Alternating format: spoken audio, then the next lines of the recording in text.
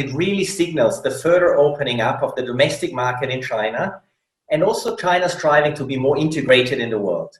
It shows China's determination to drive to a new tide of consumption. And this year will be the third consecutive year for Nestlé to join the expo.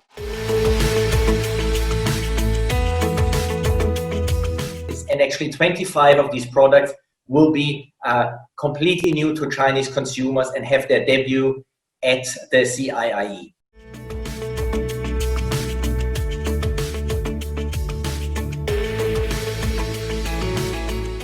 Well, despite the significant challenges that were brought about the COVID-19 pandemic, the Chinese economy has shown a high degree of resilience and has really been leading the global recovery. Nestlé has remained resilient in this difficult and very volatile environment, and we also look forward to continue doing our part and contributing to that recovery.